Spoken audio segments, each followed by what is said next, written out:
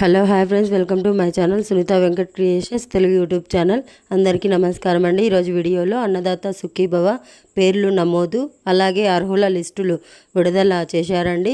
అర్హతలో చివరి తేదీ ఏంటి అనేది ఈ వీడియోలో చెప్తాను. అప్లై చేసుకోవడానికి వివరాలన్నీ వీడియోని చివరి దాకా చూసి లైక్ చేసి ఛానల్ను సబ్స్క్రైబ్ చేసుకోండి. ఓకే, చూడండి. ఏపీ ప్రభుత్వం మరొక కీలక నిర్ణయం తీసుకుంది. ఎన్నికల సమయంలో ఇచ్చిన ప్రధాన హామీలను అమలు చేసే విధంగా అయితే కసరత్తు చేస్తుంది. రైతులు ప్రతి ఏటా 20,000 రూపాయల ఆర్థిక సహాయాన్ని పొందుకోవడానికి కూటమి ప్రభుత్వం అయితే హామీ ఇచ్చింది. దీని పేరే అన్నదాత సుఖీభవ. ఇప్పుడు ఈ పథకం అమలుపై మార్గదర్శకాలు కూడా విడుదలైతే అయినాయి అన్నమాట.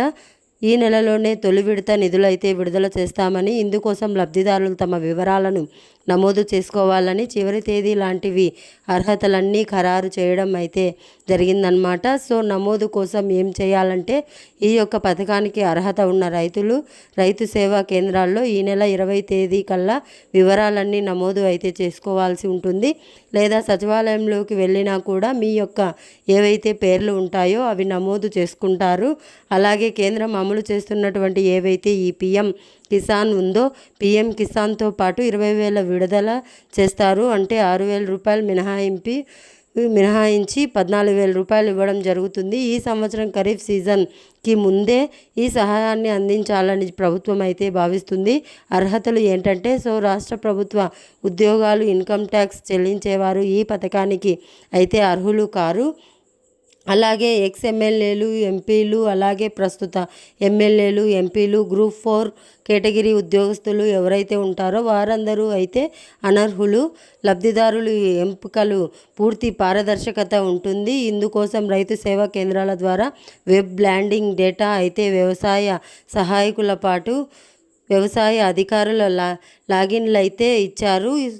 వెబ్ ల్యాండింగ్ ఏదైతే ఉందో మనకు అందులో మన సర్వే నెంబరు, రైతు పేరు, ఎంత భూమి విస్తీర్ణంలో వ్యవసాయం చేస్తున్నారో, ఏం వ్యవసాయం చేస్తున్నారో అనే వివరాలన్నీ కూడా వెబ్ ల్యాండింగ్ పోర్టల్ అయితే ఆ యొక్క వ్యవసాయ అధికారి లాగిన్ అయితే నమోదు అయితే చేస్తారనమాట.